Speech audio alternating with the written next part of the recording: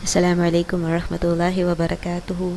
This is a video lesson recording for General Mathematics Module 5, Logarithmic Functions. This is the last module for first quarter. Alhamdulillah, we have reached this point.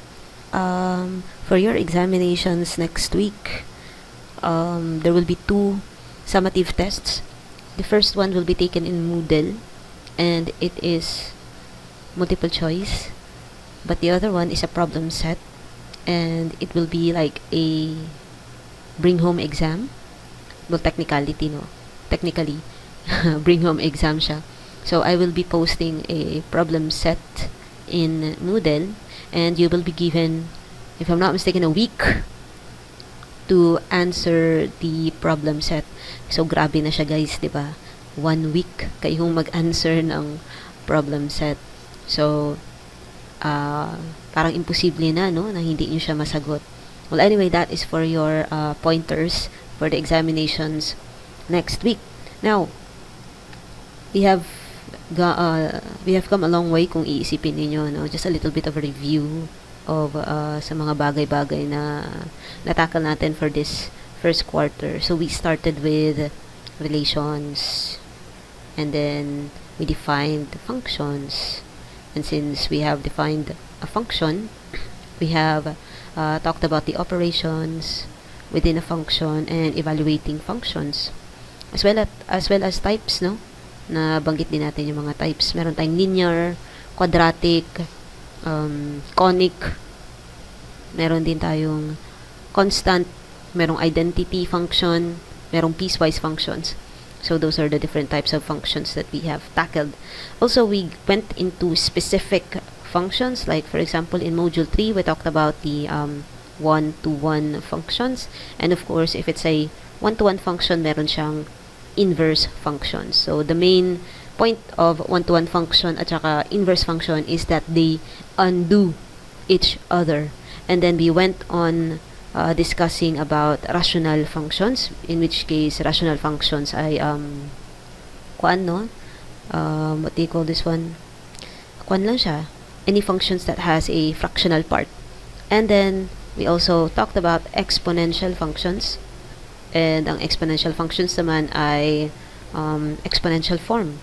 So that is function of x is equals to b to the power of x, where b is greater than 0 and b is not equal to 1. We have already discussed bakit ganon, no? Bakit kasi kung b ay equals to 0, then 0 raised to the power of 0 is just undefined, and 0 raised to any number, no, with an exponent of any number is still 0. So hindi pwede. And the base cannot be equal to 1 because 1 raised to the power of any number again is just 1.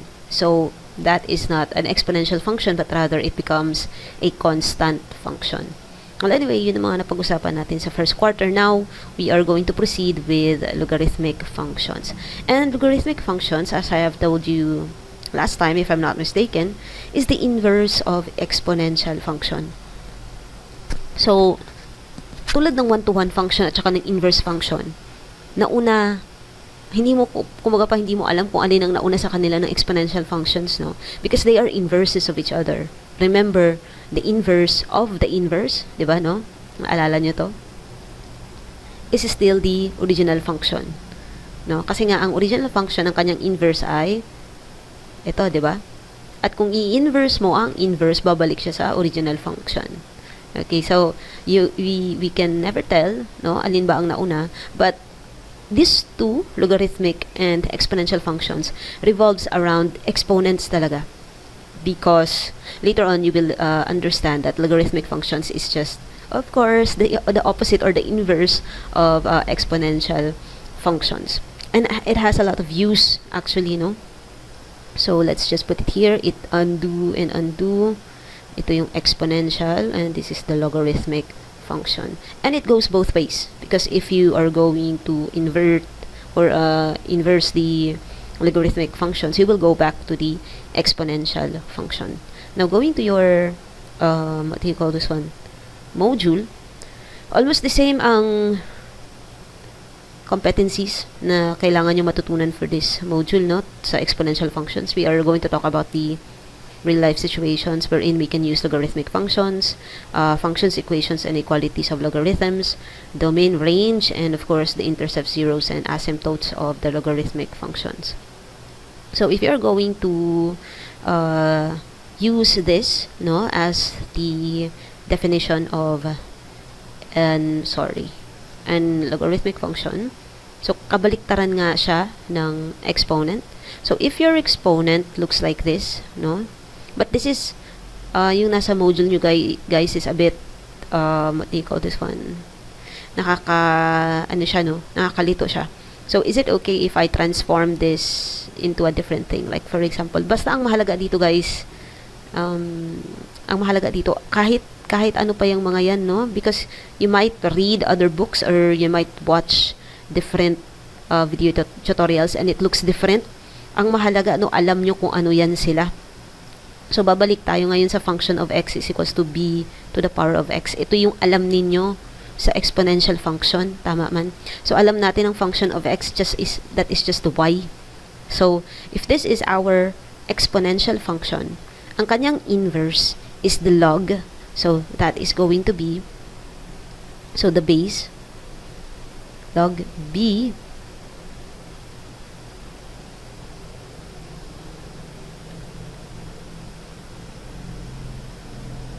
sorry, wait lang. Oh no, hindi ako makakontrol Z. Okay, so now we have the base, no?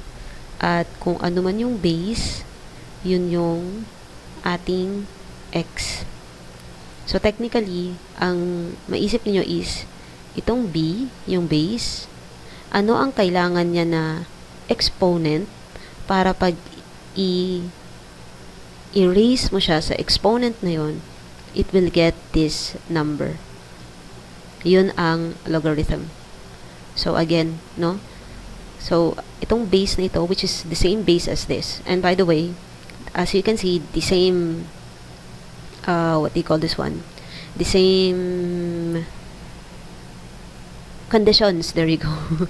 The same conditions as exponential. Ang base ay hindi rin pwede na equal to 0. So dapat always greater siya than 0. And then ang b is hindi siya pwedeng maging equal to 1. But there's another one, no? Meron pang dinagdag dito. And x should be always greater than 0. Why? Ibig sabihin ng x dyan is ito siya, no? Itong letter y dito. Okay, wait lang. Baka nalito na kayo. Itong x na ito is the same as this. Okay? Yung sagot. Kung baga pa, kung ang base ay gi-raise mo sa power ng x, syempre meron siyang sagot. Tama man? So, kung baga pa, kung meron kang 10, raised to power of 2, ang sagot ay 100. Okay, so ang base, meron siyang exponent, and you will get the result. So, itong y at yung x sa definition are the results. Yun na lang siguro ang isipin natin para mas madali siyang intindihin. Okay. So, itong result, hindi siya pwedeng greater than, hindi siya pwedeng maging equal to 0. Bakit? Because then, a log of 0 is just equal to 1. Log of any number, the log of any number is just equal to 1. Let's try to, wait lang ha, scientific calculator. Kasi wala akong scientific calculator dito. So, I'm looking for a scientific calculator online. Okay. Let's try this one. Log of any number. Wait lang. Paano to gamitin? Log 4. Okay, wait lang. I think this is a common log. We will talk about common log later. Kung anong ibig sabihin yan. Okay, wait lang. So, log of 0. Negative infinity.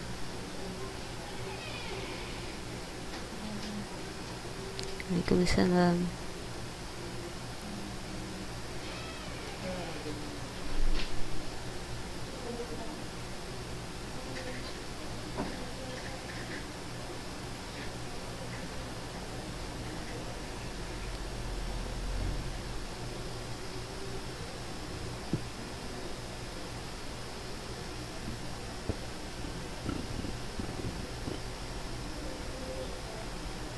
So as you can see, no, kanina, negative infinity ang sagot sa calculator. And according to this one, log 0 is undefined. It's not a real number. So, guys, although matatakil lang siya sa advanced math, no, because it belongs to the complex number, because you can never get 0 by raising anything to the power of anything else. You can never reach 0. You can only approach it using an infinitely large and negative power. So, going back here, kung imagine ninyo, for example lang, no, if, okay. For example, if you have log, let's say 2, 0, so, hahanapin mo ngayon ng x. Ano ang tawag dito? Ano sa tingin nyo ang exponent na kailangang erase ang x? Parang ganito kasi yan eh, diba? Ganito ang mangyayari. Ano ang itong base na ito, ano ang exponent na gagamitin mo para makuha mo ang 0? In which case, it's nothing. It's undefined because raised to the power of 0 is 1. Raised to the power of 1, 2 to the power of 1 is 2 itself. So, how will we ever get 0? And then apparently, according to this, you have to raise it, no, to something that is infinitely large and of a negative power. So, we can never get this unless we are dealing with complex numbers. But remember again, no, I have said from time and time again, I have said we are only dealing with real numbers. Okay? So, ibig sabihin, itong result, the X or the Y or whatever it is that the other books or the other video tutorials are using, the result, no, can never be equal to 0, and that is why it should always be greater than 0.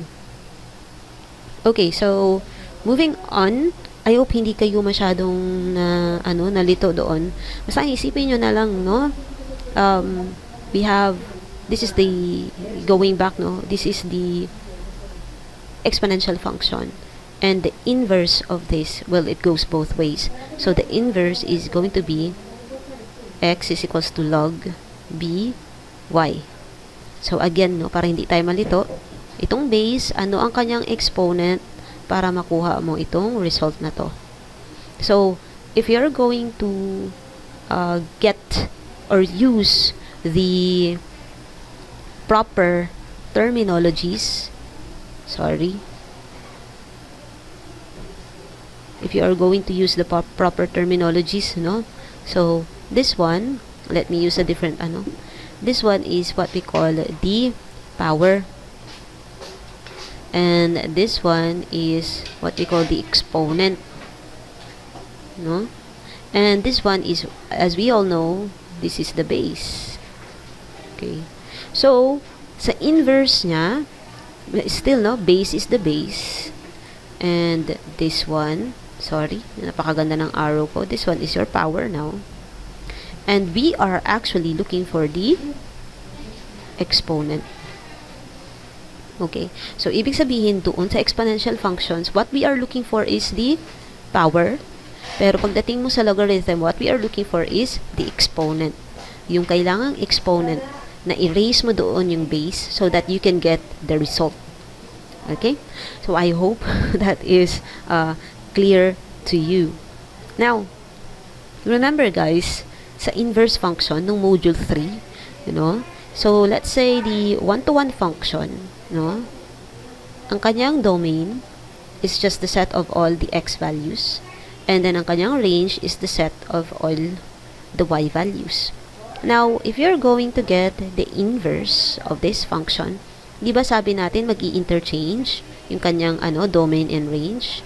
So this is now going to be the set of the y values of the original function, and the range will be the set of all the x values of the original function.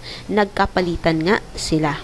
So, ibig sabihin guys, that is a hint to you that ganun din, since ang relationship ng exponential function and logarithmic function is inverse, meaning the domain and the range of the exponential function will be reversed or inversed pag kinukuha na natin ang domain and range ng logarithmic function. Okay?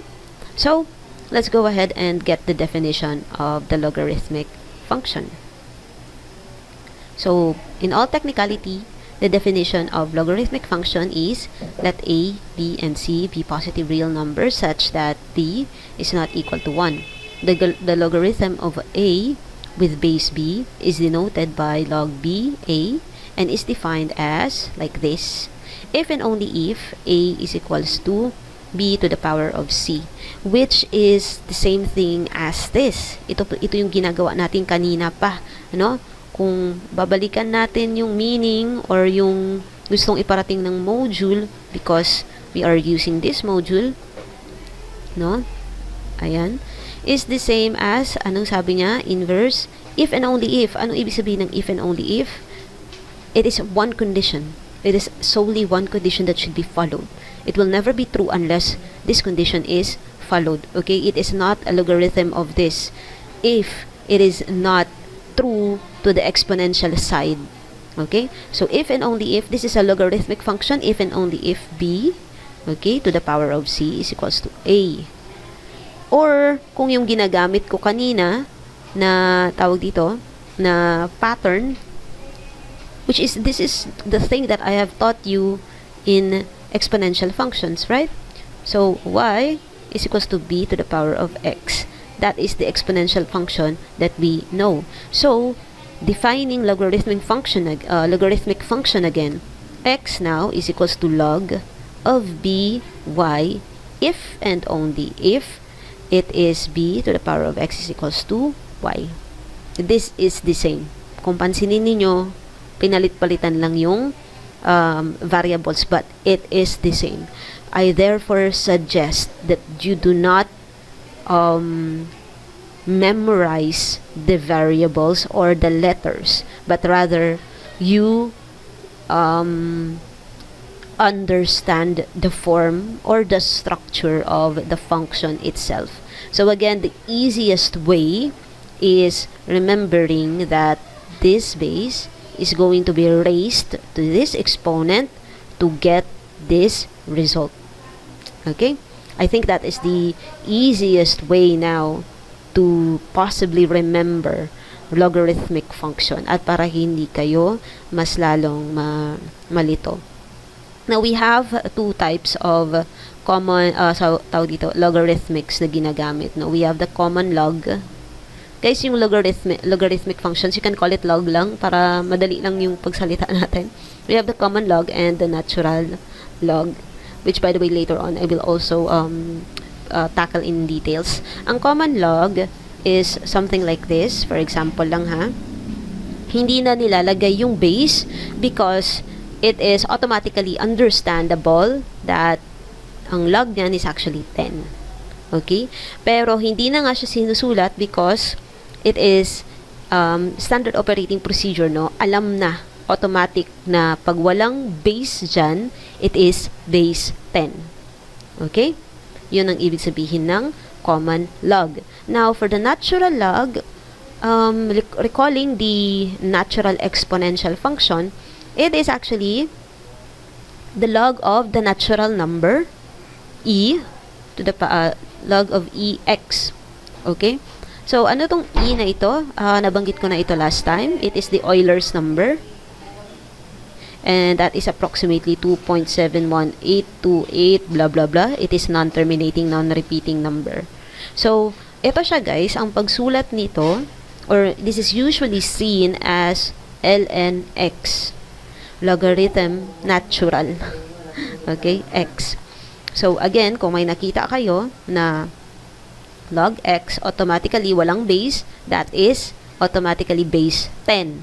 And if you see ln x, okay, that means it is the natural log. The base is the natural number or the Euler's number. Okay? So, let's try to solve, no? Let's try to what do you call this one? Graph the logarithmic functions that we have so that you will be able to see kung paano ba siya, no? By the way, so mag-solve muna tayo before we graph. Let's try to evaluate muna the logarithmic functions. So for example, we have log base 2 8 is equals to x. How are we going to find the exponent? Remember, we are looking for the exponent, right? Because we already have the result or the power, and we already have the base. So remember, base, ano ang exponent na i-raise natin yung base doon, and we will get 8. Okay? Yun ang meaning ng function na ito. So how are we going to find x? The same property, one-to-one property. Kung maalala nyo pa sa exponential function, it's the same. So remember, x sub 1 is equals to x sub 1 if and only if bx sub 1 is equals to bx sub 2. Okay? So this one. Okay? Ito yun siya yung one-to-one property na na-discuss natin doon sa exponential functions. This is also usable and applicable to logarithmic functions because nga of the relationship of exponential and logarithmic functions. So how are we going to solve for x? So pwede siya nating i-represent as this, no? And then remember, you can solve as an exponential function na diretso, tama man? So 2 to the power of x is, you have to put it on the same base, and we know that 8 is actually 2 times 2 times 2, which is 2 to raised to 3, tama man? And now that this is the same base, then we can conclude that x is equals to 3. So this is correct. Teach, sure ka? Diba, tama man? Pwede man nating tanungin, totoo ba to, teach? Is it correct? It is correct in all technicality, no? It is correct. But let's check, no? I-checking natin kung tama nga ba. So log 2 is equals to, ang sagot natin is 3. Okay, so let's solve calculator. Let me go back to my calculator. Ito pala yung ano, no? Ito yung mahirap kasi wala akong calculator na calculator. Let me try this one.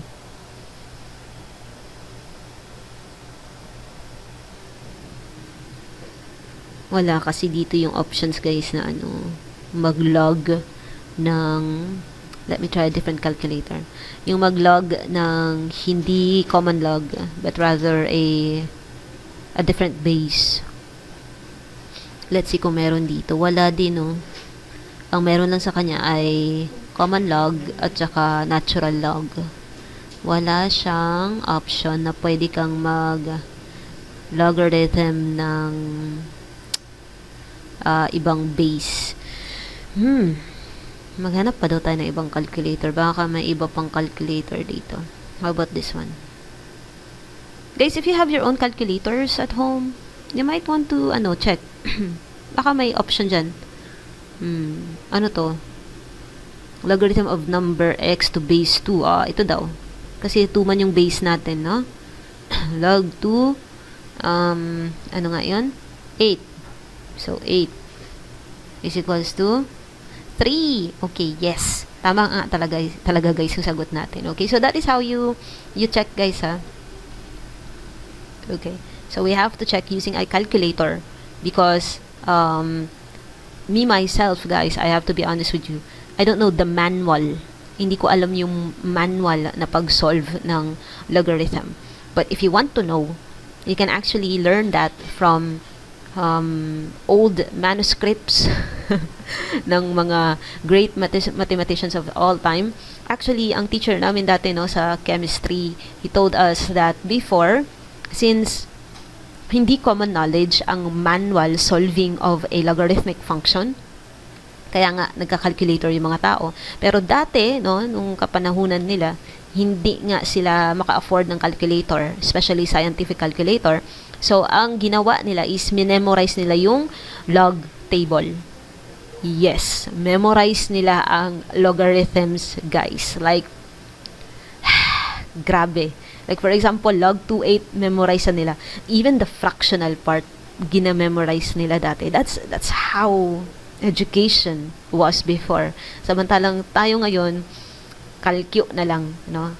So, in some way, no, you can realize that I don't know if technology is making us smarter or takes away a lot of things from us. Kasi nga dati, imagine nyo yung mga time pa nila Descartes, yung mga time nila Euler, yung mga time nila Lagrange, time nila Fermat, yung mga great mathematicians before, they know how to manually solve for logarithm. In fairness naman guys noong grade 7 kami or first year high school, tinuruan naman kami ng algebra teacher namin kung paano mag-manual solving for square root. Pero sobrang haba, guys. Na sobrang haba, hindi ko nag-memorize. Sa sobrang haba, kinalimutan ko siya after na na-survive namin yung school year na yon. Okay? Ang haba ng process, guys. It's like division. Yung division ng arithmetic, di ba? Merong ganyan. Di ba? Division ng arithmetic, for example, ganyan. Di ba? I-divide mo siya manually. And it goes a long way, right? Parang ganun ang square root, pero mas mahaba. Okay? And remember, guys, that is only square root. Square root lang yon. Paano kung nag-cube root ka na? Paano kung root, ang root mo is 4? Sobrang nakakatakot na mga mathematics. But, yung mga old mathematicians, they know how to solve that. Meron yung algorithm, okay? Merong process yon. And, by the way, guys, just a little bit of a trivia. Napahaba na naman yung yung trivia ko and explanation ko. Ang algorithm is actually, concept of algorithm and the concept of algebra is na-invento ni Al-Khwarizmi, which is an Arab. Okay, kaya nga actually magagaling ang Muslims before sa mathematics and even in any other field of science and field of knowledge. Actually, magagaling ang Arabs and Muslims. It's just that hindi na record ng maayos and the books are lost. So sayang, no? Unlike sa Romans, like for example sila Archimedes, if I'm not sorry naman, Archimedes is Greek, but nakuha siya ng Romans, so yung Roman Empire na ang nag-publish ng mga data and books ni Archimedes, no? So at least yung all about circles, kasi kay Archimedes yan, siya nga ang nakaano ng pi, no? At least na-publish nila and na-record nila ang mga bagay-bagay na ito. Unlike kay Al-Khwarizmi, although meron good manuscript si Al-Khwarizmi, it's just that a lot of other mathematicians popularized, there you go, the concept of algebra and algorithm. But anyway, meaning guys, yun lang naman yung point doon. Kung mag-checking kayo, you really have to use calculator. Grabe guys, no? Ang dami kong kwento, ang dami kong explanation. Yun lang pala yung point ko. Kung mag-checking, gamit talaga ng calculator. Okay, let's try sample number 2. For example, if we have log 2, okay, base 2 na lang din ang gamitin natin para madali, no? Kasi at least yung calculator na nahanap natin, meron siyang base 2. Okay, 16 is equals to x. This is simple na, no? Kung isipin nyo, simple na ito para sa inyo. Bakit? It will be 2 to the x 16 and you know that 16 is 2 times 2 times 2 times 2. So that is 2 times 2, 4 times 2, 8 times 2, 16. Tama man? So, ibig sabihin, ito ay 2 to the 4 and we know that x is equals to 4. Hindi na natin kailangan i-checking or i-checking pa natin.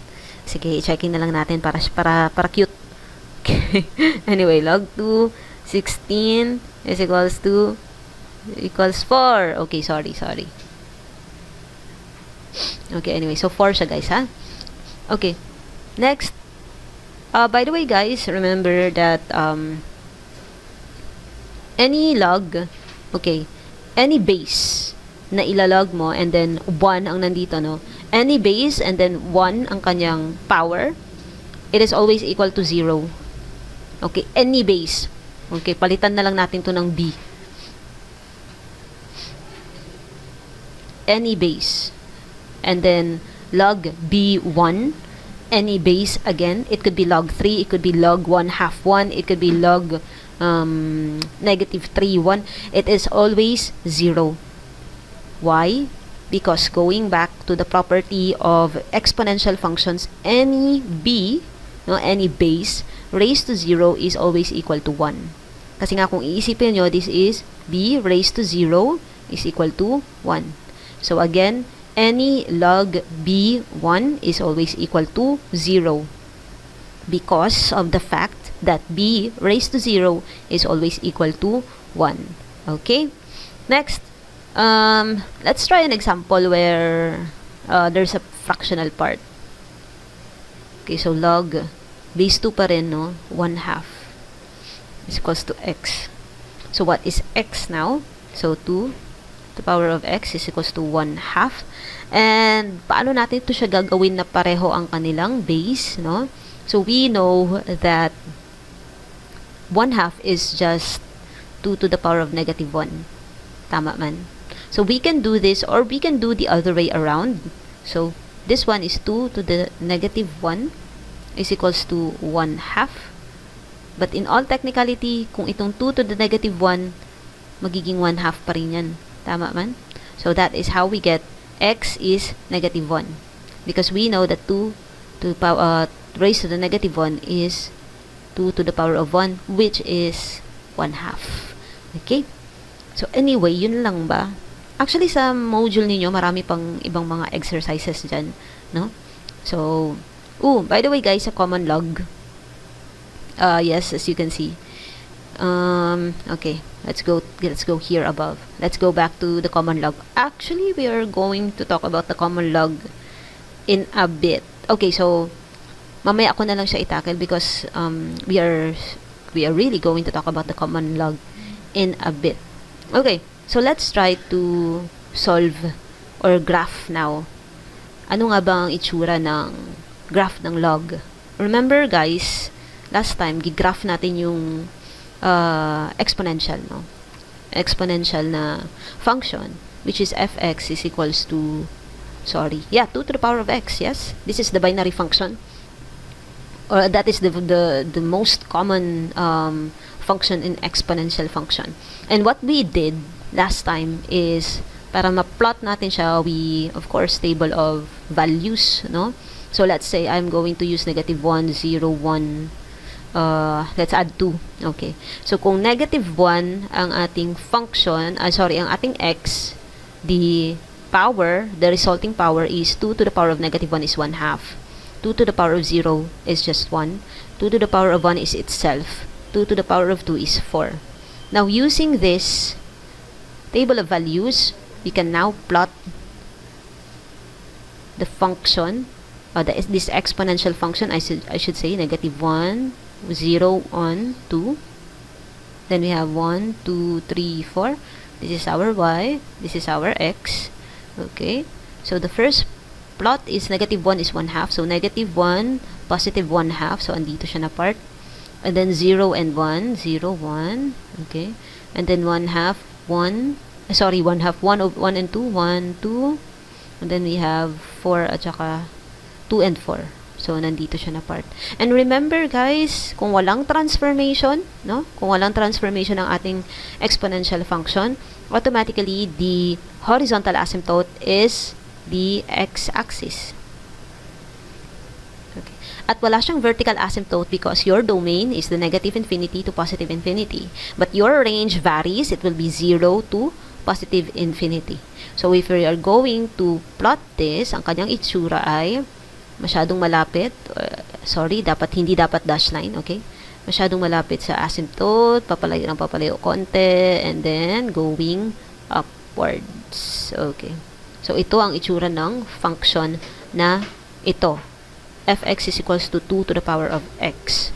Now, let's talk about the exponential function. The logarithmic function. So, fx now is going to be f negative 1 x. Okay. Is equals to log 2 because we have the base, no? So, itong exponent na nandito ay andito na siya. Okay, tama man.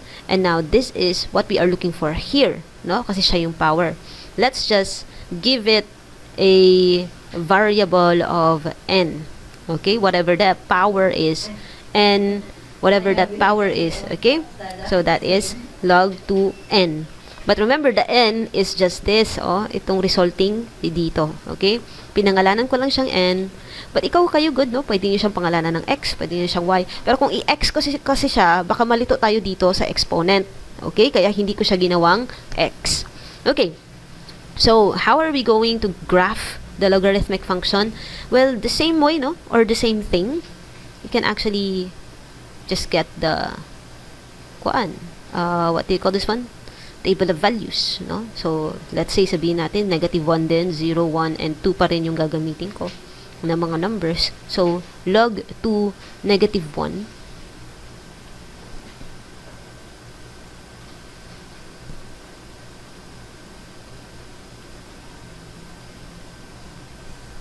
Ooh.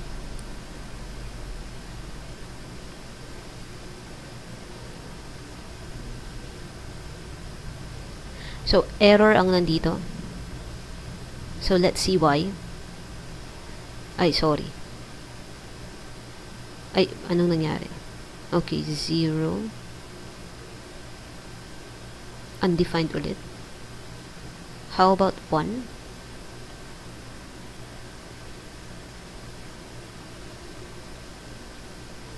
Okay, 0. Pag 2,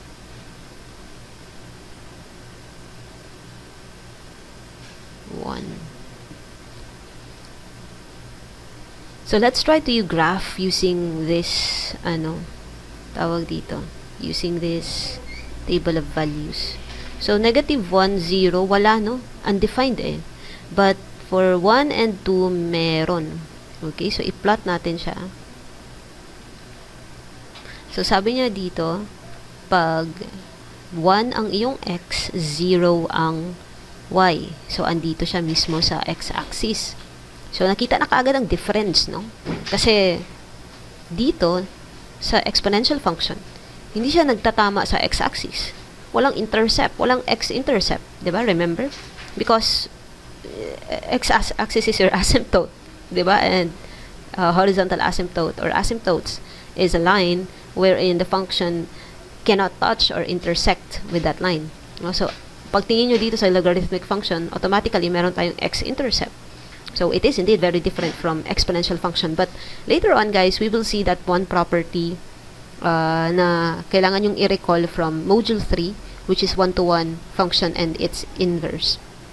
So, pag 2 naman daw ang x, it is 1. Okay? Let's try to solve for other, let's try 3 and 4 para makita natin kasi parang we cannot go from this, no? Let's have 3 and 4. So, pag, wait lang. Okay. Log 2. Oh, I'm sorry guys. I'm not expert with this calculator. Ooh. No, it's not log 10. Okay, ulit. I'm sorry. Log 2, 3. 1.58. Okay. Guys, tama ba yung pagkalog ko kanina nito? Log. Log 2 to 1. Okay. So, ang log 2, oh my gosh, wow. Log 2, 3 is equals to 1.58. Okay, 1.58. Pag 4 naman, guys, maganda talaga kung meron kayong calculator na sa inyo, no? Tingnan nyo, ang hirap-hirap gamitin itong calculator na to. 2. Okay. So, let's try to plot this one. 3, 4, this is your x, this is your y. Okay, so kung ang 3 daw 1.58, so andito siya na part, no? And then ang 4 naman is 2. Okay. So, remember, in exponential function, ang iyong horizontal asymptote is the x-axis, or that is equals to y is equals to 0. Ang vertical asymptote mo is not applicable because, again, the domain is all real numbers and your range is 0 to positive infinity. Okay, now, in logarithmic function, it's the other way around. It's the inverse. Horizontal asymptote is not applicable. But your vertical asymptote is the y-axis, or that is x is equals to 0. That is why, as you can see, no, anything, ang x value natin, it starts with 0 and then going to the negative infinity, it is always undefined. I-try ninyo i-log yan, guys. Negative 1, negative 2, negative 3, negative 100. Kayong bahala. It will always be undefined. If, okay, let's have an if here. If there is no transformation. Because just like exponential function, meron ding transformation ang logarithmic functions. Okay? But later pa yan natin siya itatackle. Now, the domain obviously changes. Your domain now is 0 to positive infinity. And your range is, ito na siya yung all real numbers. In which cases, you can see, no, nagkabaliktaran nga sila. No? Ito siya. Makikita nyo na they are really inverses of each other. And the property kanina na sinabi ko na kailangan yung i-recall is that there is a mirroring effect in the graph of one-to-one function and its inverse. Tama man? So, if you are going to let's see, no, kung meron talagang mirroring effect. So, coming from the asymptote, the vertical asymptote, going upwards, yung ganyan. Okay. And this is your logarithmic function now. So, remember, kung ipagdikit natin yan sila, no, it is indeed mirroring effect. Kasi kung i-plot ko, let me plot this one, the exponential function in this same same Cartesian plane para makita natin talaga yung mirroring effect niya na sinasabi natin. Let's plot this one. So, ano nga yung mga table of natin values? -1 is 1/2, -1 is 1/2, and then 0 is 1, andito, and then 2 is 1. Ay, wait lang. Ay, hindi, 1 is 2, sorry naman, 1 is 2, and then 2 is 4. 3, 4. Okay. So, 2 is 4. Okay. And then, if we are going to combine this, or I'm going to i-plot ko na siya. So, remember, sa exponential function, hindi siya pwede magtama sa x-axis. So, dito siya na part, pag ganyan, going upwards. Okay. So, ito na talaga, no? Dito talaga natin makikita ang mirroring effect niya. And again, remember, your the mirroring effect is that on the x, dito na part, no? Pag nilagyan mo siya ng line, grabe yung line ko. Napaka hindi straight, grabe. Paglagyan mo siya ng straight line here, ayan, you will see the reflection of the graph of the inverse functions. Ayan. So, that is one of the proof that indeed exponential function and logarithmic function is the what do you call this one? Inverses of each other. This will only happen, guys, if, let's go back to the definition. Okay? If, okay, this happens. If the function, no, y is equals to bx is equal to x is equals to log by. Okay, meaning it has the same base. That is the, what do you call this one? That is the biggest critical condition there. Dapat pareho ang base ng functions na yan, ng exponential at saka ng logarithmic functions. In this case, as you can see, it is both number 2. Ang kanyang base is parehong 2. Okay? So, let's try to, this time around, focus on common log and some of the applications, no? Because earlier, kung makikita nyo dito sa ating, dito sa part na to, no, common logarithms, consider the following.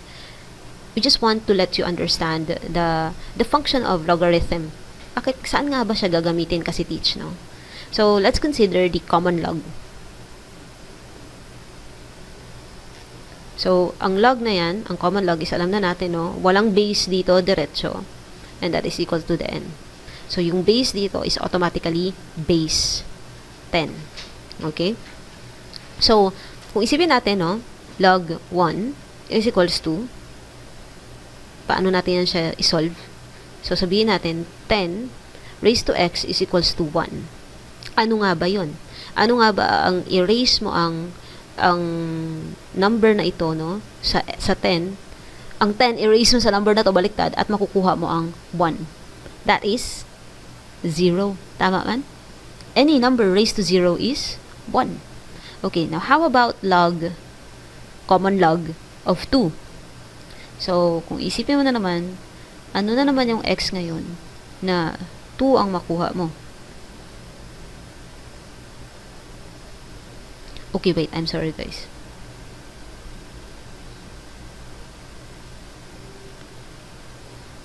Sorry, dapat pala 100.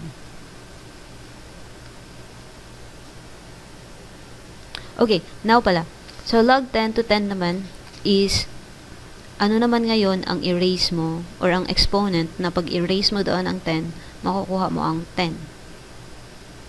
That is 1, no? Because any number raised to 1 is itself. Okay, now, let's say log 100. Ano ang common log ng 100? So, ano ngayon ang ita-times mo sa 10 para maging 100 siya? So, i-square mo siya, tama man? So, maging 2. How about log 1,000? So, ano ang exponent mo ngayon sa 10 para maging 1,000 siya? That is 10 times 10 times 10, no? Which is 3. Now, teach. Parang may nakita na akong pattern. Unsa man? Ano ang pattern na nakita natin? It is the number of zeros na kasunod niya. Tama man? Dito, walang zero. So, 0. Wala siyang kasunod na 0. So, 0. Next is, meron siyang isang 0 na kasunod after 1. So, 1. Next na naman is, meron siyang kasunod na dalawang 0. So, 2. And the next is 1, 2, 3, 3. No? It goes on and on and on. That is the, what do you call this one?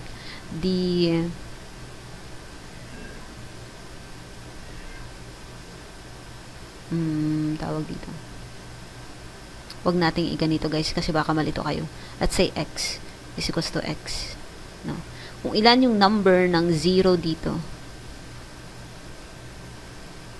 ang ibig sabihin nito, guys, no? May 1 dito, and then the number of zeros afterwards is equals to that x. Okay, so bilangin mo lang kung ilang yung 0 dito. Yun na yung sagot dito. But remember, this is only applicable to base 10, and the number here is always 1. Okay? That is a special common log of tens. Okay? But by the way, guys, kung iisipin niyo, ano ba talaga ang power ng log, teach? Isn't it more applicable to raise 10 or any base to an exponent and get the number? Like tulad ng mga example natin last time, teach, yung compounded interest. Diba? Given the principal amount, tapos ilalagay mo siya doon sa bangko ng ilang taon, makukuha mo kung ilan na yung pera mo after how many years, kung ilan mang taon mo siya nilagay sa bangko. Mas applicable siya sa totoong buhay, diba, teach? But let's say it's the other way around. Let's say meron kang principal amount, no? For example lang ha, meron kang principal amount at gusto mong kumita ng, let's say, ang principal amount mo is 10,000 at gusto mong kumita ng 25,000. Now, ang tanong mo sa sarili mo is, ilang taon ko siyang ilalagay sa time deposit sa bangko? So, the other way around na siya, tama man? That is where logarithmic function is applicable. So, i-inverse mo na ngayon yung compounded interest na function, tama man? If you can still remember the compounded interest function is A is equals to P1 plus your rate times T. So, i-invert mo na ito siya ngayon. And you are now going to use log. Okay? So, aside from that, kung makikita ninyo, akala natin, no, 0 and 1, 1 and 2, 2 to 3. Akala natin, konti yung difference nila. There you go. Ang sagot kasi ng log, remember guys ang sagot ng logarithm, ng logarithmic function, is the exponent. So that is why it might look as if maliit yung answer. But in reality, yes, reality is that lobat na yung laptop ko. Wait lang ha. I will charge the laptop.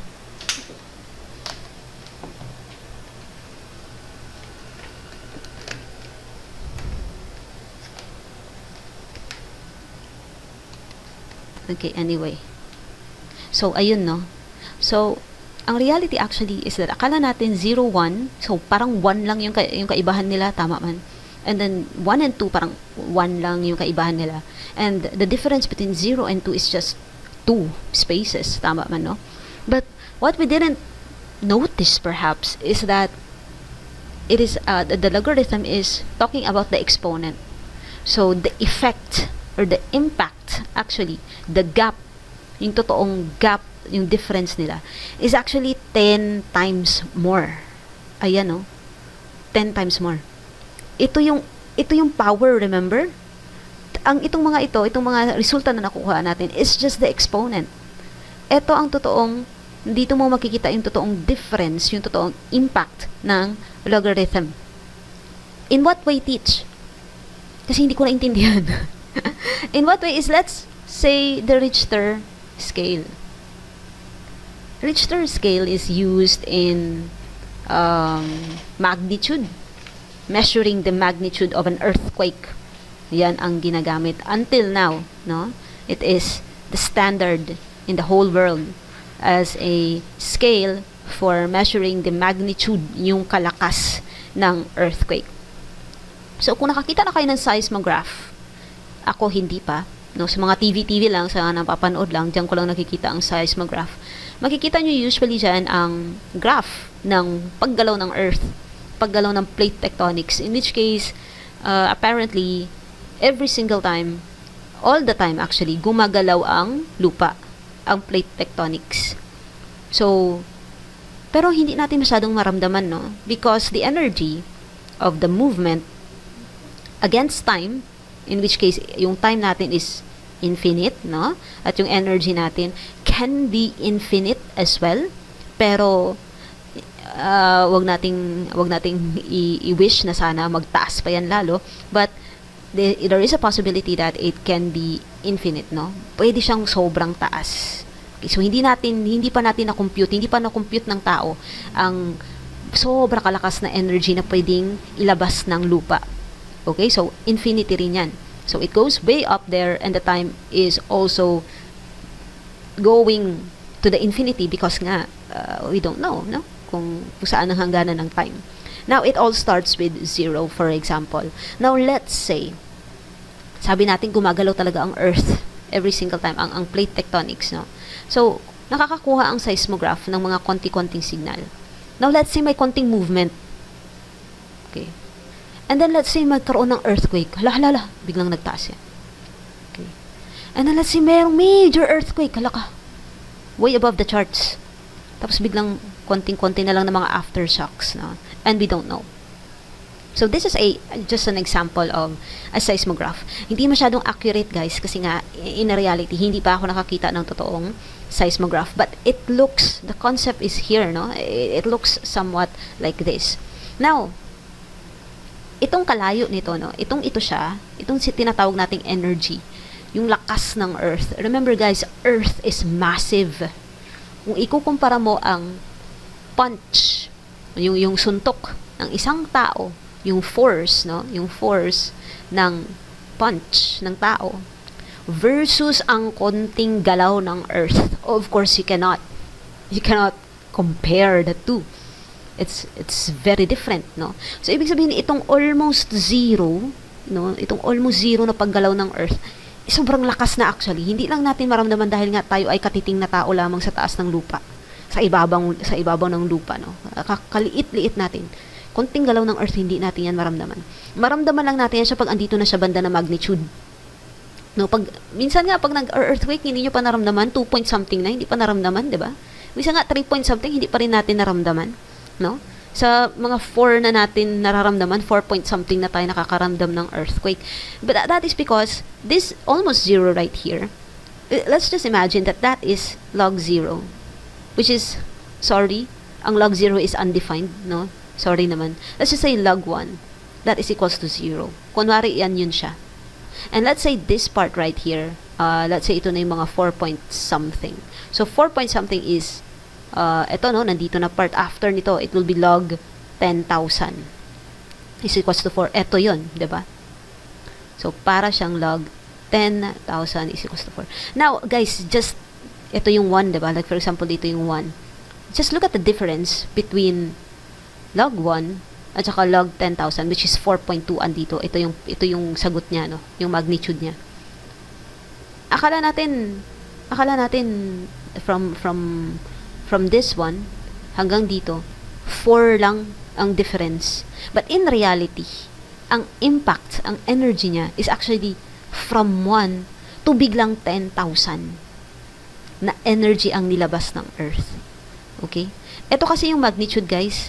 Yung naririnig niyo sa news, 'di ba? 4.2 magnitude, 6.6. Logarithmic yun siya na function. Ito yun yung sagot. Meaning, yung nilalabas, yung ginabalita sa TV, yung nakikita niyo na magnitude, is actually the exponent. Okay? The exponent. Ibig sabihin yung power, yung totoong kalakas ng earthquake ay itong nandito sa loob. Okay? Now, bakit teach? Bakit hindi na lang sabihin na 100,000 energy of the earth ang naramdaman kanina? Bakit kailangang magnitude ang ilabas, teach? Because this one, itong example ko, is just an example. Ang totoong energy na nilalabas ng earth ay hindi mabangbang, hindi makaya, no? Hindi ganun kadaling i-measure. It's greatly large number. Okay? So that is why there is actually a need to depict the difference between these energy levels, between these graphs, without using the real data, without using the real information, the real impact, the real energy that was measured, no? And that is where the logarithmic scale is being used. Imagine nyo na lang, guys. Imagine nyo na lang, good, kung yung totoong data ang binibigay sa atin. Madami na siguro ang nagpanic attack. Marami na siguro ang malakas ang fear sa earthquake. Pero 'di ba, pag yung magnitude ang ginabigay, which is the answer to the logarithmic function, no? Remember, ang answer ng logarithmic function is the exponent. Now, if the magnitude or the answer to the logarithmic function ang binibigay, hindi na masama pag sinabing from 4.2 magnitude, may naramdaman na 6.6 magnitude ang Davao Oriental. Hindi ganon kasaklap tingnan, tama man. Hindi ganon kasaklap pakinggan, tama man. But just imagine if they are using, let's say, 10,000 to, ilan ang 6.6, guys? Imagine nyo na lang, may anim. May sobra lampas ka-anim na zeros after ng 1. 1, 2, 3, 4, 5, 6. Ayan. So, from 10,000, biglang 1 million. Nakita nyo ang difference ng magnitude, ng level, ng energy na inilabas ng paggalaw ng plate tectonics. So, kung ito ang binabalita, guys, dami ng no? Ang dami ng takot. Madami na ang traumatized. There you go. Marami na siguro ang nagka-phobia sa earthquake. This is one of the reasons why we are using Richter Scale, which is actually a logarithmic scale. Okay, by the way, guys, just a little bit of an information about the Richter Scale that we are using. It was, of course, a formula made by Mr. Richter. Okay, kung gusto niyo malaman kung sino si Richter, mag-research, no? Who is Richter? The Richter Scale. Ayan. By the way, guys, the formula is also in your what do you call this one? Module. Ayan, so is a measure of the strength of earthquakes developed by Charles Francis Richter and is presented in his landmark 1935 paper where he called it the magnitude scale. So si Charles Francis Richter ang gumawa ng formula na iyan. So, by the way, guys, ang ginagamit ng mga volcanology natin is pag magnitude 1, that is micro. Pag magnitude 2, that is minor. And 3 as well, still minor. Pagka 4, ito na yung light, no? Ito, sabi ko nga, no? Dito pa, pag magnitude 4 na, saka pa natin nararamdaman konti ang earthquake. Ang 5, that is moderate, ang kanyang magnitude. We have 6, that is strong, no? Nakakasira na ng mga establishment. Pag 7, that is major. Ito nga yung naramdaman dati sa North Cotabato at nag-crumble ang isang malaking hotel sa may Kidapawan City. That was around 6.8 or 6.9 going to 7 na rin siya. And then we have 8 great earthquake and then we have 9 total devastation. It could level an entire city. No, it could really destroy an entire city. I think the tsunami kasi yung nangyari sa Japan noong 2011, tama ba? Parang ano, no? Great pa ata yun siya, pero look at the devastation already. Grabe na, sobra na masyado ang devastation na nangyari because of that earthquake. Well, earthquake on the sea, and then nagkaroon ng tsunami, but still, no, it's still earthquake pa rin yun siya ang nangyari doon. So anyway, that is what you call. By the way, guys, kung makita ninyo or kung napanood nyo na yung Avengers Age of Ultron, 'di ba? Yung ang problema nila is inakyat or itinaas ni Ultron yung isang buong island, 'di ba? Tama man. And then sabi niya ibabagsak niya yun, i-drop niya yun. And the main issue there was that it could destroy the entire world. Probably yes. There's a possibility yes, because exponential ang impact. Bakit? Yung land mass ng island is already huge. And then pataas pa ng pataas yung height. Kada taas ng height, doble ang impact non pagbaba. Exponential ang impact niya pagbaba. Okay? So if you wanna know, no, so yung gina-calculate ni Iron Man that time, kung at what height will cause the too much devastation or could even wipe away the planet at that time. Guys, I'm talking about Avengers, ha. Kuan lang ha, tawag dito, example lang yan siya, how it was being used at that time, the exponential and the logarithmic function at that time. So ang gina-compute that time ni Iron Man, sabi niya na magdating na tayo sa height na ito that it could cause total devastation, it could cause really huge destruction to the surface of the earth. Logarithmic yun siya actually ang gina-solve niya. Why? He is looking for the height. Ito ang ginaano niya. Ito ang hinahanap niya. Not the impact or the devastation, which is the exponential function. Okay? So, anyway, guys, you can really see, alam nyo guys, no, sa kukunting bagay at sa mga, things, situational things in your daily lives, you can actually see these things if you understand the concept behind, just like, the concept behind logarithmic function, one-to-one linear function, your grades can actually become linear function. Or, kung ang grades niyo ay parabolic, mahusay, di ba? It can go the other way around. It can increase the positive on the positive side, or it can increase on the negative side. So hirap, 'di ba, kung ganun? Or sometimes your grades can also become a quadratic function, Kasi dalawa ang pinag-iisipan ninyo, written exams at saka performance tasks. So if you go up on the performance task, there should be also a leveling to your written tasks. Hindi pwedeng isa lang ang tataas, no? So if you know these things, you can actually try to solve for your own grades. Pero hindi naman na grabe teach, mag-logarithmic pa kami teach para lang mag-solve ng grade. Hindi naman, no? I'm just telling you that all of these things have functionalities and applications in our daily lives. Hindi lang natin siguro napansin masyado. Well, anyway, there is another two applications that we are going to talk about, which is sound intensity, if I'm not mistaken. Nandyan ata sa ano ninyo, no? Sound intensity. At saka, what else? Let me check the module na lang. I have a printed module actually, pero I think, by the way, this one, guys, we will talk about it on the part 2 or the next part of this video lesson, inshallah. The properties of logarithmic functions, which we also have to review the properties of logarithms itself. Okay, there you go. Applications. Nabanggit naman pala. Andito pala si Charles Francis Richter. Okay, anyway. So, ito yung ano niya, guys, ha? Yung kanyang formula. So, kung gusto natin makuha ang magnitude or the energy, which is in joules. And by the way, joules is also a mathematician. Sa physicist ata to siya. Nakalimutan ko na, guys. Basta si Joule, si Newton, yung mga yan, they are actually people. A great mathematician. Joule, who are you? Who are you, Mr. Joule? Ayan, James Prescott Joule. Okay, Joule is higher than Newton, if I'm not mistaken. Because as you can see, the Newton is only kilogram. Wait lang. Ano nga ang Newton?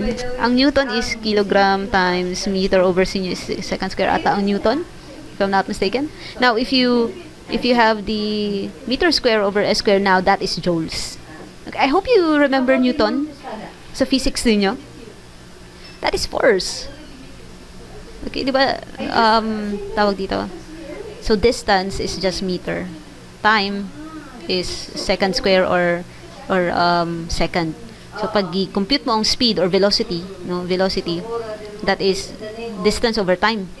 So, that is meter over S. S square ba? Okay, parang S square. Tapos, pag meron ng force, which is, force is equals to, ano nga ang, ano ng force? Ano nga ang formula for force? Depende ata. Mass times acceleration. Ay, sorry naman. F is equals to ma. Tama. Okay, so mass of an object, that is kilogram na ngayon, times ang acceleration is meter per second square. Ayan, tama nga talaga. So, ito na ngayon ang Newton. O, ayan. And then, ang joule is, i-times mo pa siya, no? So, ang magnitude now is, i-times mo pa siya sa area. That is why, nagadoble ang distance or the displacement area. So, that is now kilograms, meter square times S square. That is now the joules. Marami pa yan, guys, no? I hope naalala nyo to sa physics sa klase ninyo because I taught Science 8 before and I actually taught this in grade 8. So, I think nadaanan nyo to dapat noong grade 8 kayo. Well, anyway. So, just a little bit of reminder. And in the Richter Scale, yung sinasabi niyang E dito, which is the energy, that is in joules. Okay? Anyway, moving forward, bilisan na natin kasi anong oras na. Sound intensity. Okay, in acoustics or anything that sounds, that has sounds, the decibel or dB level of a sound is D is equals to 10 log I, which is the intensity over 10 to the negative 12, where I is the sound intensity in watts per meter square. Okay? Okay. By the way, guys, the quantity daw, 10 to the power of negative 12 watts per meter square is the least audible sound a human can hear. Kaya nga may mga times na hindi yung naririnig ng bat, yung naririnig ng mga cats, yung naririnig ng mga dogs, hindi natin kayang marinig because this is the lowest level of decibel, no, ng sound intensity na kaya nating pakinggan. Eh merong mga sounds kasi na low frequency, sobrang babang frequency, so kayang pa rin yung marinig ng mga cats, ng mga dogs. That is why they know beforehand kung merong danger or kung merong earthquake na mangyayari, no? Because they can hear these things. They might even, you know, they have probably the capacity to hear the movement of the earth, no? Yung lupa. Hindi yung earth na earth, guys, yung lupa. Okay, yung land mass, yung plate tectonics. They have that possibility, guys. That's why, di ba nga, kung may earthquake, or if you there is a huge earthquake, you might wanna follow the animals because they know how to run for shelter and they know how to go to safe places because they hear things that we cannot hear. Anyway, meron ding mga super high frequency na mga sounds. Yung bang sobra nila ka-high, hindi rin natin sila kayang marinig, no? Sobra ka-high frequency. Imagine nyo na lang yung whistle ni Mariah Carey, magsobra pang high frequency yun, hindi natin marinig, right? And that is what bats hear.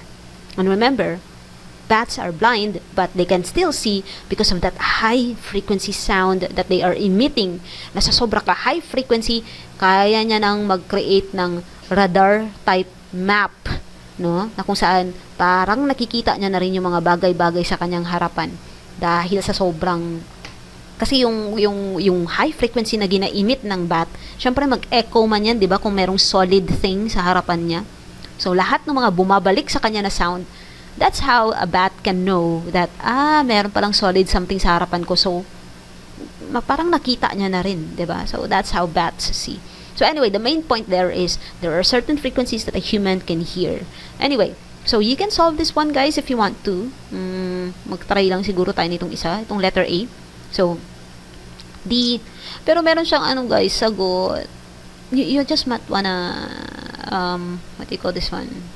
You just might wanna answer this one. How about letter B? Kasi may sagot na siya, guys, no?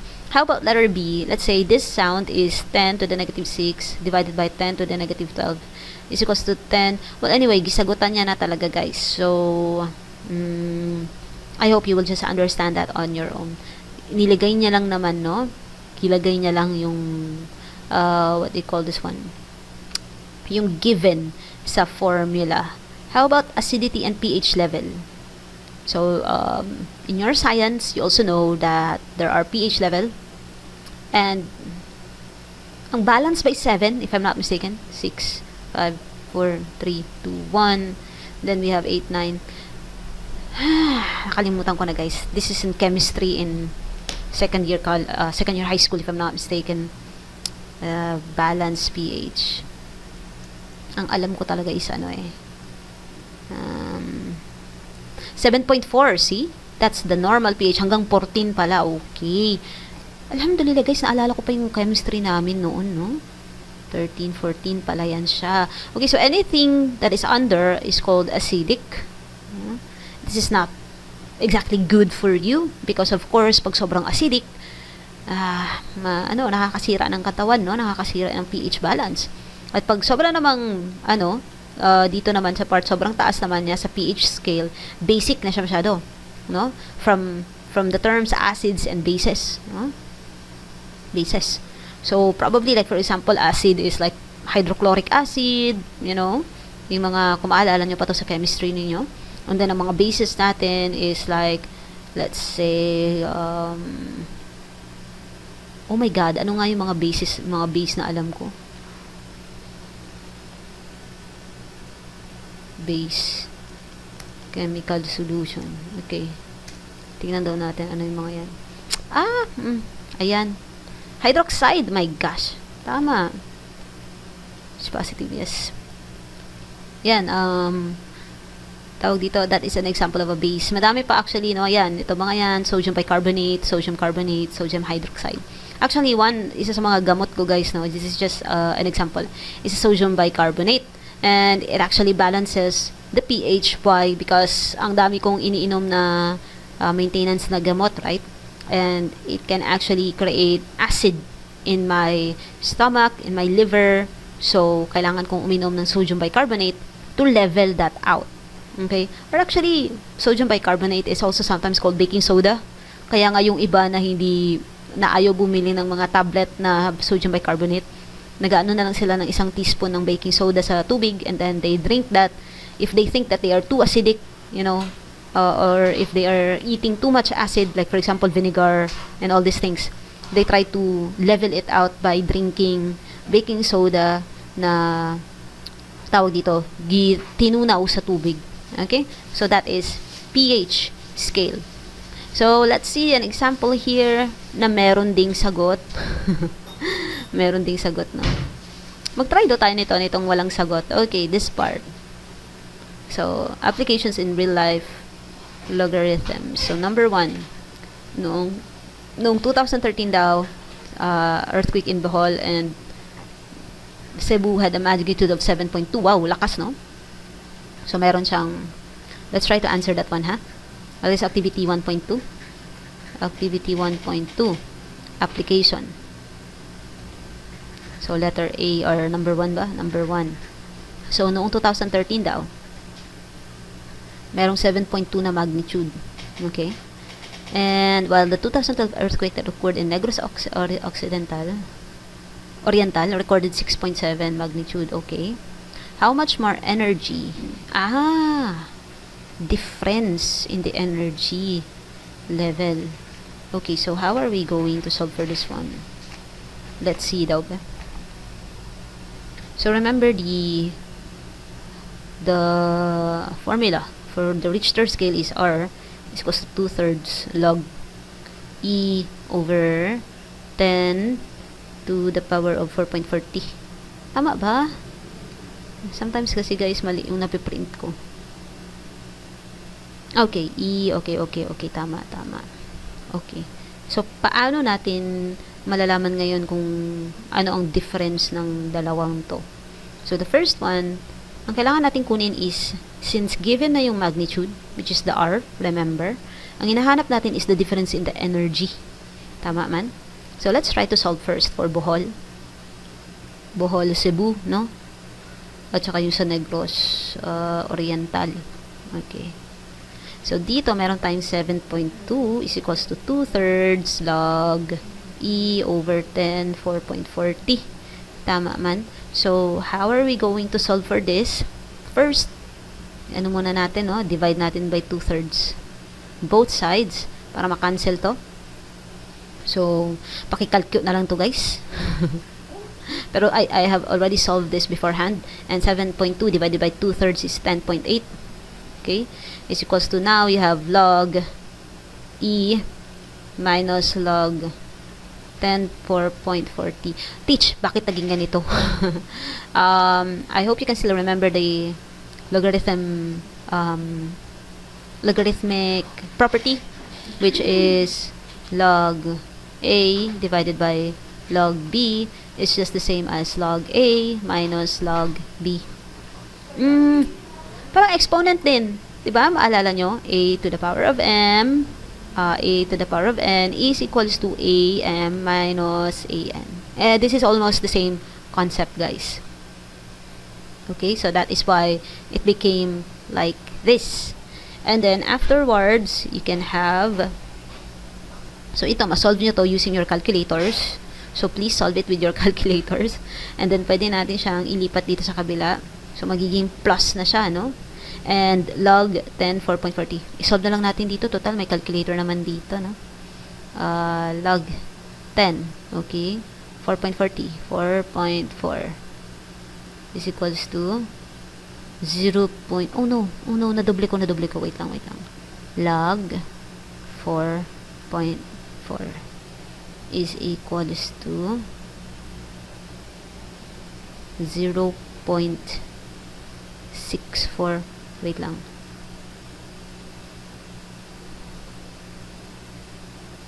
Ay, sorry guys. Ay, okay. Kailangan pala 10 to the power. Okay, sorry. Hindi ko naintindihan, sorry. Andito pala yung 10 na base, no? So, kailangan may 10 pa dito. Okay. So, ang dapat pala na ginagawa ko ay clear, log, and then I have x to the power of 2, but then the x is 10, at hindi actually ito siya dapat power of 2, but rather, paano mag-back? Ayan, 4.40. Tama ba? Ayan, log 10, 4.4. Tama ba? Yun siya yung ibig sabihin nito, diba? Okay. So, ito na, bismillah. 4.4 pala. Okay. So, plus 4.4 is equals to log E. Okay. And then, ito siya na part 10.8 plus calculate na naman 10.8 plus 4.4 15.2.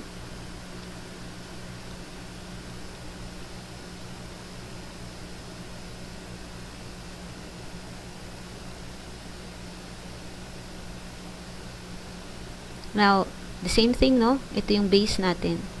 So, para makuha natin ito, we have 10 to the power of 15.2 is equals to E.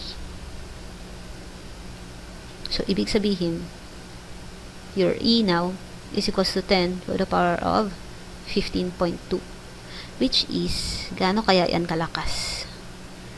10 to the power of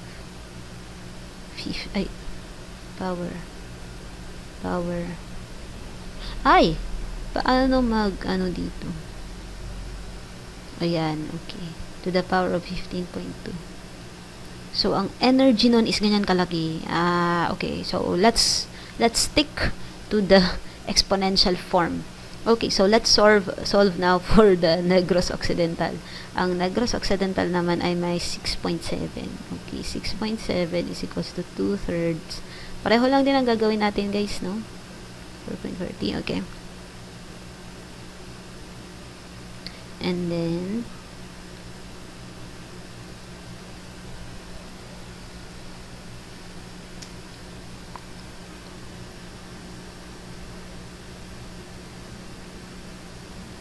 asan ko na nakita yun kanina, guys? Yung formula ng Richter Scale.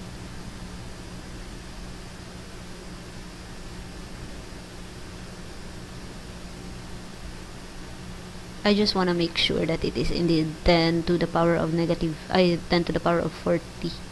4.40. Tingnan nga natin.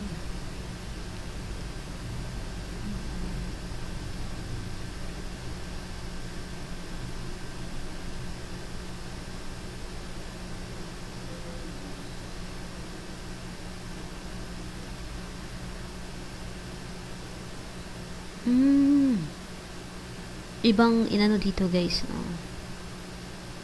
Iba yung formula na ginamit dito. I mean, iba yung form, yung structure. But still the same. Well, anyway. So, let's just go ahead. I just wanted to make sure that it is 4.40 kasi nasa ibaba siya, so dapat diba negative. But, yeah, anyway, let's just follow through. So, divide both sides by 2/3 again. And apparently, kung ito siya, well, actually, pwede man natin isolve din dito sa calculator. So, 6.7 is the same as kung i-divide mo siya. So, kung i-ano mo siya, i-reciprocal times 3 divide 2. Tama man? So, that is 10.05. Kaya sana naintindihan nyo yung ginawa ko. I-reciprocal ko lang naman siya. Makancel to. So, log E, the same thing, minus log 4.40. So, kung ilipat mo na naman dito sa kabila, in which case, nakuha na natin yung log 10.40 kanina. So, 10.05 minus plus 4.4 is equals to log E. And then, kung i-add natin to, feeling ko ma-add naman natin to ng mata-mata, no? Tama ba? Log E. And then, remember, i-change natin siya into the exponential form. Base times this is equals to this. Tama man? Base times raised to the power of this is equals to this. Okay?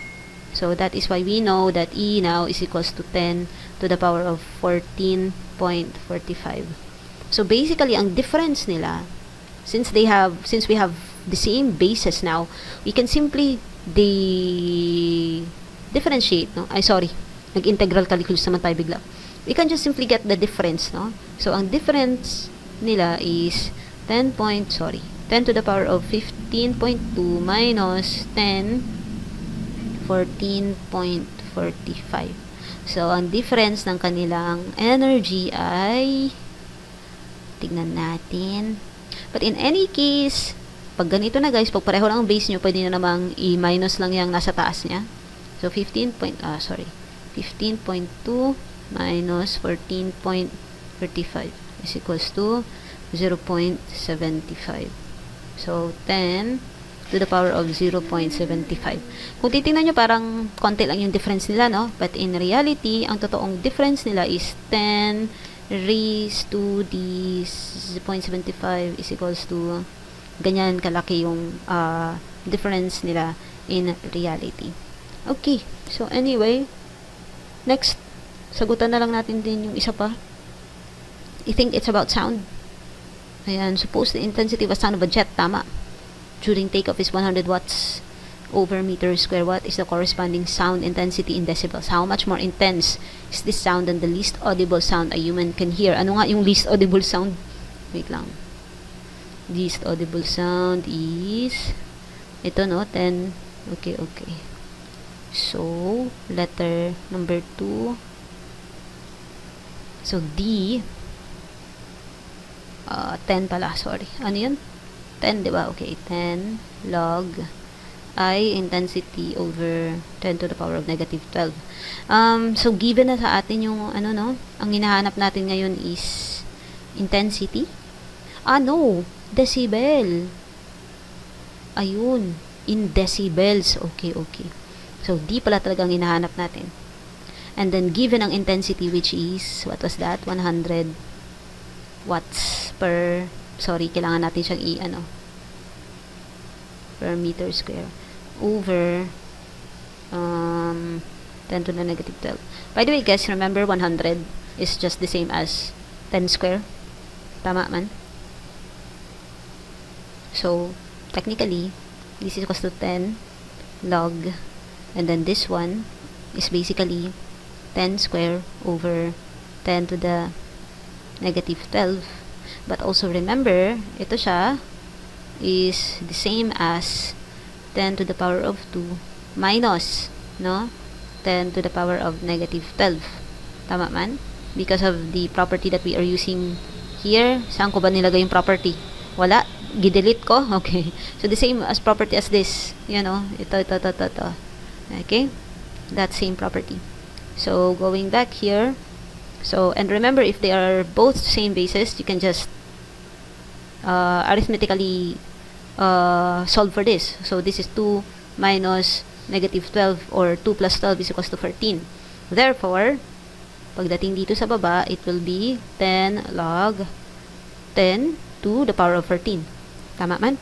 Now, how are we going to solve for this one? I-solve lang natin tong ito na part. Kasi kaya naman yung i-solve sa calculator. No? So, log 10 to the power of 14. Ayan. What is the answer? 14! Okay. So, this equals to 10 times 14. So, in decibels, it's actually 140 decibels. Malakas, guys. Ang lakas niyan. Okay. Actually, ang sigaw ng tao na yung sobrang lakas is around 70 to 80 decibels. So, times 2. Ganun kalakas ang pag take off ng jet. Now, may isa pa siyang tanong. May isa pa ba siyang tanong? Ano yung tanong niya? Ay, sorry. How much more intense is this sound than the least? Okay, wait lang. So, given ang intensity so i-minus ko na lang, no? Ito, 10. Okay.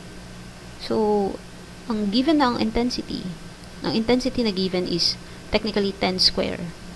So, kung i-minus natin siya sa tawag dito, sa least audible sound na kayang pakinggan ng tao, then, nakuha na natin siya, 10 to the power of 14. Tama man? So, kung 10 to the power of 14, that is 10 to the raised to 14 is ganyan kalakas. Ganyan yung much more, ganyan yung ano yung tanong niya doon? How much more intense is this sound? Ganyan siya. So, ilan to? 10 to the power of 14. Yun na rin. No? Mas ganun siya ka-intense. Ganito siya ka-more intense than the least audible sound that we can hear. So, sobrang intense. Grabe, diba? So, anyway, I think that's it, guys. For right now. We are still going to tackle later about the more on graph. I think, wait lang. Nabanggit ko bang intercepts kanina doon na part sa taas? Because I have already okay, there you go. Nabanggit ko ang asymptote at saka dominant range. Okay. Ang intercepts kasi, guys, diba, as I've told you last time, it's the same thing. If you are going to solve for the x-intercept, let 0 be y. Sorry, let y be 0. At kung nag-solve ka naman ng y-intercept, let x be 0. Ganun lang. Bago niyo siya ma-solve. Huwag niyong pagdudahan ng mga sarili niyo, guys, kung makakuha kayo ng mga undefined or mga math error sa calculator niyo. That is true. That is true. You wanna know why? For example, ang exponential function. Obviously, pag isolve mo ang x-intercept, it's undefined. It's math error because wala dapat siyang x-intercept. Y-intercept, ang meron siya. Okay? Ito ang meron siya. So, it is the other way around here, dito sa logarithmic function. Dapat meron siyang x-intercept and y-intercept is going to be an intercept. Is going to be undefined. Okay, ganun lang naman yung intercepts. And zeros, ang zeros ngayon is the same as the x-intercept. So, ibig sabihin, ang zeros, thank you Stan. Ang zeros dito sa exponential is not applicable. And therefore, dito sa logarithmic function, merong zeros. Kasi nga, meron siyang x-intercept. Okay, yun lang naman siya. And then also the, transformation. But later on, the asymptotes. Later on the part 2 of this video lesson, I will tackle the ones or the examples where there is transformation at doon nyo na makikita ang pagbabago ng vertical asymptote, ang pagbabago ng domain and range, and of course, the intercepts. But later pa yun siya, guys, once we tackle the transformation, inshallah. Also, later din, magsasolve tayo ng logarithmic equation and inequalities. So, thank you so much for watching this video lesson, Logarithmic Functions Part 1. I will be uploading this, and I hope you are going to study and review for your exams next week. Subhanakallahumma wa bihamdik, asyhadu an la ilaha illa ant, astaghfiruka wa atubu ilaik. Assalamu alaikum wa rahmatullahi wa barakatuh.